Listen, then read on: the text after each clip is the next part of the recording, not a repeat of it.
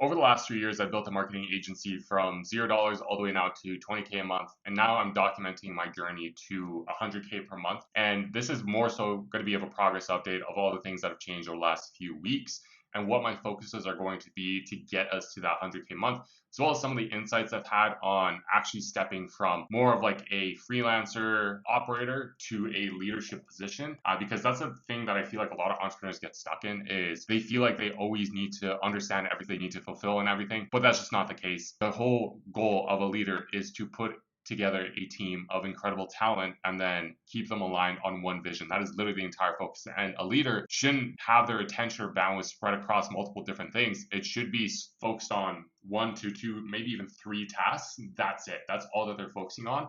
So as a leader, actually doing less is more.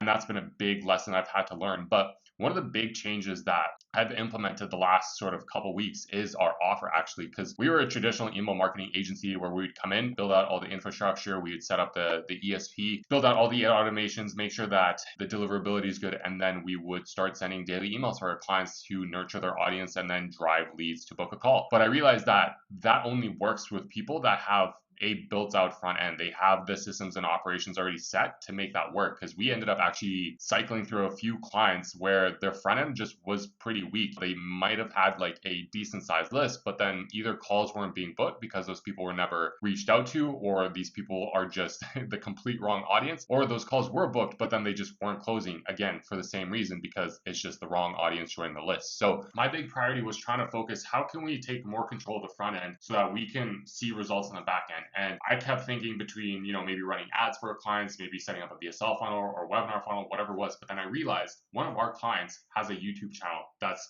pumping 500 to 1,000 leads a week into the email list. And ever since we've really doubled down on sort of the YouTube and the email side of his business, we've been generating over 100 to 150K per month just between those two channels. And the best part is with his YouTube, he's able to generate even more cash in the back end, because whenever people book a call or whenever they join his webinar, whatever it is, they're able to go watch all his YouTube content. So it serves as both a front end acquisition channel where people are discovering him, they're finding out about his offer and what he does, and then they subscribe to his email list, opt in for a lead magnet, or go into his webinar. Or it acts as a back-end acquisition channel where when people that are already part of his community, they book a call, they go search him up on Google, and then they find all his social media platforms. And the best part is they find his YouTube channel. So what they end up doing is they end up watching hours of content before they even jump on a call, which makes it so much easier for them to actually close on that call. So that's been a big discovery of mine as to why we should include YouTube, because also there's been so many coaches and consultants that have been using YouTube. And the difference between those who use and those that don't is very clear. People like Sam Ovens, Alex Hormozi, Iman Gaji, they all use it to such a high degree, and all of their brands are as big as they are today because of the long form content. At the end of the day, people aren't going to buy from the shorts alone. They're going to buy because they built that trust, and there's no other platform out there that builds that know, like, and trust factor like YouTube. So that's a big reason why we pivoted our offer, and now we're running our YouTube and email funnel, where basically those are really the only two big organic channels that you potentially even need. I mean, there are YouTubers out there with massive audiences where if they just started a newsletter on the back end, they could be monetizing their entire audience. Best part is that's actually their audience as soon as it's off the platform, because YouTube can shut you down, ban you, whatever. They could do whatever they want with you. Whereas if you have your leads with email, you can take them whenever and you can still monetize that audience. So that's been a big sort of shift, is just straight up our offer. I'm truly confident that this is the offer that's going to take us to that 100K per month mark, because we're still in the early days. I mean, people like Hormozi, Gaji, and Sam Ovens, they've all jumped on this trend early, but it's still relatively new in the high ticket coaching space. And I feel like this is going to be a big difference maker between those that make it long term and those that don't. And fulfilling that need and building the brand, that's what's going to make all the difference between coaching businesses that are at the top 1% or everyone else that's fighting for scraps below them. So definitely focus on building our own type of blue ocean using this offer, and I'm super excited to run it. Offer has been one of the big things that we've changed to grow to that 100K per month mark. But the other thing that I'm really focused on changing is my own habits as a leader. Like I mentioned, I had to go through a mindset shift of pulling myself out of the operations and letting my team handle it and trusting my team to handle it. And as hard as that's been, I'm finding a lot of peace in it now that I'm realizing that the only things I really have to focus on is content, improving the offer, and client relations, where I'm just there to communicate with clients, consultants, with them, keep them happy. I'm there to bring in new clients through my content and build our brand as an agency in general and my brand as well. And then also just improving our product so that we can get more people coming in so that my team can get paid even more. That's literally the entire plan that I have, and that's the only thing I have to really focus on. And it does create a little bit of anxiety because that's all I have to do, but it keeps my calendar open and it keeps so much space for thoughts and for ideas to come through. And in fact, I've just like set up a KPI system for myself. Actually, let me show you this. So I've set up a KPI system where my whole priority is to grow on Twitter. So I have post created, which is between mainly my Facebook, which is my main channel of organic. Then there's Twitter replies, Twitter DMs. Then there's growing on Instagram, so posting reels and posts, and then YouTube videos, and then also how many books I'm reading. So for posts made, the goal is to do 1 post a week, and then Twitter replies 10 a day. So as soon as I hit that, then it goes green. If I don't hit that, it goes red. Twitter DM, just hit 1 a day for now. Reels for both, so it's going to be 2 reels a week, and then YouTube videos just 1 a week for that. And if I hit all those, all these numbers will go green. And then same thing here. These are my just daily KPIs that I set myself. 1 post on Facebook, Twitter, and LinkedIn that I just repurposed from Facebook. 10 replies, 1 DM, 1 reel, 1 tweet post, and 1 YouTube video weekly. And then I have a little tracker of performance as well. So, and I set this out for the next 90 days. And I started small at the beginning. I know that like 10 replies and 1 DM a day is not going to really do much. It's not going to push me that far. But the whole point is just to build the habit to start small so that it's unreasonable for me to not do it. And then going on to June and July, that's when things are going to start ramping up a little bit more, and quality is going to improve, volume is going to improve, and it's just that slow progression up, which is something that I've learned the hard way. I personally have to grow in a slow way. I can't just go in, pulse to the wall, and go really hard with big numbers and trying to hit like 50 replies, 50 DMs, whatever it is. Because sure, I might do that for a week while I'm motivated, but then things get in the way. I get busy or I just completely get lazy and I just won't do it. And it's not really consistent. Sure, volume's there, but consistency is not there. I would rather have high consistency, low volume, because over the long term, that volume is going to go up. That's what's changed my perspective around work, is changing the view from short term to long term. Because again, if I'm able to have low volume, but throughout a long period of time, I'm probably going to beat someone out that has high volume, but then only makes it last for like a couple weeks or a month. And the cool thing is I've only been doing this for like 2 weeks and I've started seeing a little bit of growth. It's nothing too astronomical, but check this out. So between my YouTube, I've already gotten 2.1K views, 33 hours of watch time, and 34 subscribers, which is way more than I ever expected. I honestly expected my first video to, maybe get like 10 views and get like 2 subscribers. I had very low expectations, and to be fair, I'm not trying to focus on the outcome, but I'm just using this as progress. The funny thing about this video is I posted this as a reel, and I didn't realize that YouTube Shorts are only limited to a minute. So this is a minute 20, but it ended up being my highest viewed video, ironically enough. The very first video I posted on the 6th got 267 views, which is way more than I ever expected. So the growth on YouTube has been pretty decent. It's been consistent. Instagram as well, I've posted a few reels that gotten some decent engagement, some decent reach. So I'm happy about that. And then even on Twitter, I started with like 55 followers, growing that to 83. So things are growing slowly. So I'll take the growth that I can. Like, yes, it's pretty slow. It's nothing too impressive, but I just know it's going to compound, and that's my focus, is again, not focusing on the exact outcome, the exact growth, because I know that's just going to be a byproduct of what I do. So the focus now is just to stick to these KPIs, just hit those numbers, get the content out there, because over time I'm going to improve, and over time the growth is only going to compound. So that's the focus, not too much on the outcome, but mostly on process, and I'll take the growth wherever possible. And one of the things too is I've been focusing on reading traction, so I've been implementing a lot of what I could in there. I've been journaling about it, talking about like our core values, which has been all around attention to detail, speed of implementation, extreme ownership, going above and beyond, so going the extra mile with clients, and then also Kaizen, which is a Japanese word for basically never-ending improvement. And yeah, between those core values, like I'm feeling super confident about where we're going. Broke down our 10-year targets, our 3-year goals, our 1-year goal, which is ridiculously ambitious. Our 10-year target, I'm just going to share this, is a 24 million a year business. The 3-year picture is 7.2 mil a year, and then the 1-year plan is 2.4 mil a year. So that means I'd have to 10x my business within the next year to stay on track. But again, this is super ambitious, and I'll admit it has given me a little bit of anxiety, a little bit of worry, but I might as well set the bar really high and hit it just below rather than set the bar ridiculously low and then end up getting average results. So it's been a really exciting process. There's not been that much that has happened aside from like the offer change and me just going harder on content and putting that as one of my big rocks, big focus points, but then also implementing the operational side of things, which is super boring, but it's super important, especially with a small agency right now. I only have 2 copywriters under my belt. We got 4 clients, and it's just important to build some of these foundations now so that by the time we start onboarding more team, they're able to get ramped up really fast with all these systems already built out, rather than having to slow down our momentum then to build all this out. So yeah, like the last couple weeks have been pretty boring. They've also been one of the hardest, most roller coaster weeks I've had yet. And this is the point where a lot of people don't touch on, but like the mental health side of entrepreneurship is real and it can be gnarly. So a few weeks ago, when I actually transitioned my offer and focused on the YouTube and email stuff, I was on an absolute high because I was so excited about the potential of this offer and the amount of impact we'd have with businesses and just how much growth we'd be able to see. And the thing is, though, that came with novelty. And the last week has been kind of a tough week.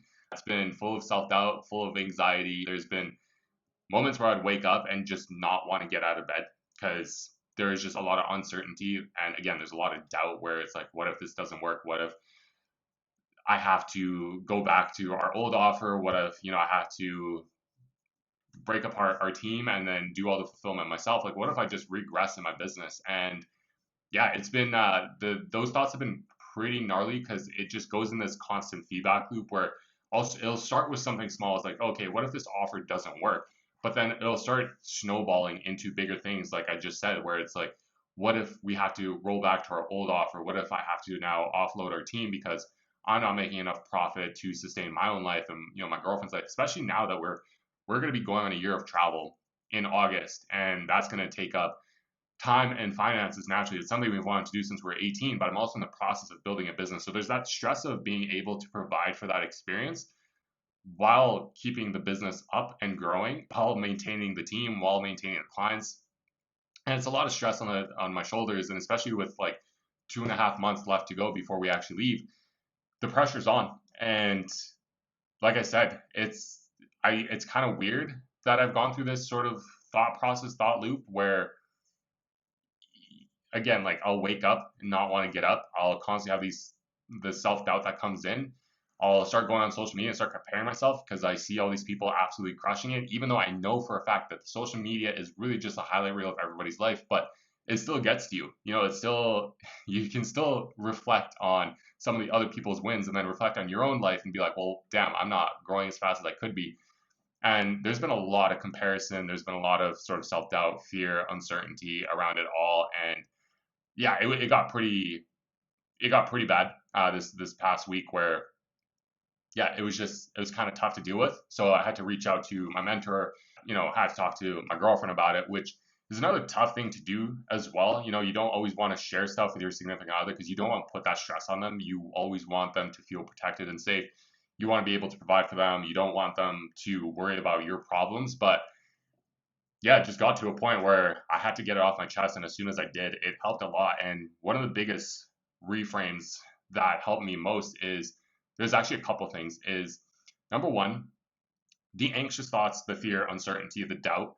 It's not a bug of entrepreneurship. It's a feature. It's all part of the process. If you're not scared, then you're probably not pushing yourself hard enough. And my mentor even said to me that he knows I'm on the right path because I'm having these thoughts. At the end of the day, I'm changing my entire offer. I'm changing the direction of my agency. We're having a big trip coming up, and a lot of responsibility is landing on my shoulders. And even my girlfriend told me, she's like, if you weren't anxious, I'd be kind of concerned. And that put things into perspective. It almost gave me permission to feel these things, and it made it seem like okay and normal. Because when I was thinking and going through these thought loops, I was like, wow, this is messed up. Like, this is not normal. I shouldn't be having these thoughts. But again, when you're an entrepreneur, when you're building something worthwhile, you're going to have those thoughts. You're moving against the flow. You're doing something completely different than other people, and you're taking a much bigger risk. You have other people relying on you. And again, that's just a feature. That it's not a bug. If you weren't feeling the fear and the emotions, then that'd be a kind of a problem. And you probably wouldn't have that much incentive to keep going. But because you're feeling this, because you're sitting within this feeling, that's what gives you the motivation, the discipline, the drive to make this work, because the consequences are there.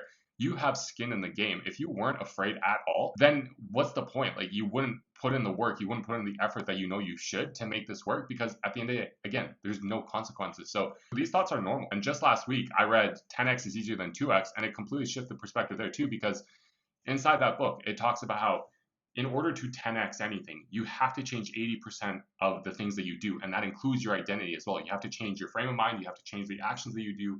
You have to change the way your business operates. And I feel like I am going through this big change. And again, with realizing that A, these thoughts are normal, and B, it's okay because they're going to pass, and C, that if I didn't have them, that would be a bigger problem. Knowing all of that, I realize that I'm going through that shift. I'm maybe not changing 80% of everything, but I'm changing a good chunk of my business and a good chunk of my life. But that's the foundation that's being created for me to be able to make that 10x jump work. So yeah, like I feel like nobody really goes in depth about the anxiety, the fear, the uncertainty that goes into being an entrepreneur or running an online business. Everyone's posting, them working a few hours a day, or them going traveling constantly. And yeah, of course, like I've lived that life, but that doesn't mean that what's going on inside your mind is all organized and clean. Like it gets real messy. Those thoughts creep in. I just want to be fully open and transparent about the mental health side of running a business, because it's a lot. It's a lot of responsibility. It's a lot of stress. This isn't to say that it has to be that way. That's just how I'm experiencing it right now. And again, if that's you, just realize it's normal. And that if you weren't feeling these things, it'd probably be concerning. It'd probably be abnormal to not feel these things, because you are building something that's worthwhile. You're building something that's going to change people's lives, including yourself, your family's life, and the people that you work with. There's just higher stakes because money is involved, other people's lives are involved. But then again, this is the game that we all chose to play, and you just have to realize that it's a normal part of it. So don't run away from these feelings, embrace them, realize where they're coming from. Think of 3 stories that disprove the story that's going on in your head. And this is the same thing if you've read Can't Hurt Me. David Goggins talks about things like reaching into the cookie jar whenever you're feeling that you're at the bottom of things, that you're getting crushed by life. And you just got to reach into that cookie jar and remind yourself that, hey, for me, that fear of failure, that fear of messing up, having to fire everybody and whatnot, that never really truly happened. Yes, in a micro perspective, certain things didn't work. I had to pivot. But on a macro perspective, the reason I'm here is because I kept going. And that true failure doesn't exist unless you give up. So just wanted to actually put this out there, because not many people actually talk about this. But again, this is the journey. This is the raw journey of hitting the first 100K a month. This is the issues that I'm currently facing with. And I feel like a big lesson I have to learn is A, managing my emotions to become a better leader. But then B, like I mentioned earlier in the video, disconnecting myself from the outcome, because you cannot grow sustainably and predictably if you're constantly thinking about the outcome that you want to hit. Yeah, sure, I want to hit 100K per month, of course, but I can't only focus on that. I have to focus on the exact steps and the actions I have to take that will get me there. You have to make it unreasonable for you to not actually hit the outcome that you want, but that only comes with focusing on the process, which is something that you can control. You cannot control outcome, but you can control process. Those are like the big lessons that I've sort of taken away over the last couple of weeks. I've really decided to buckle down and A, document my journey, but then B, make these shifts inside my agency to see that 10x growth. And right now, honestly, the next steps, the next focus points are just constantly working on myself, allowing myself to go on walks and to journal about some of these thoughts and reflect on why these thoughts pop up, how I can manage them, so I can become a better leader and a better example for other people. But then also just following the KPIs that I set for myself, staying consistent with the Twitter replies, the Instagram posts, the YouTube videos, staying consistent with the content that I put out, making sure that I'm improving the product and the marketing of it as much as possible, and making sure that I'm speaking to clients, consulting them on whatever they need, and keeping them happy. Those are my 3 core focus points. And then the rest of the time is dedicated to me reading, learning, and then sitting with my thoughts, building up that wisdom, building up that self-awareness, and becoming the best leader I can possibly be, because I can't lead and serve other people until I learn how to fully lead and serve myself. And that's what that learning time is about.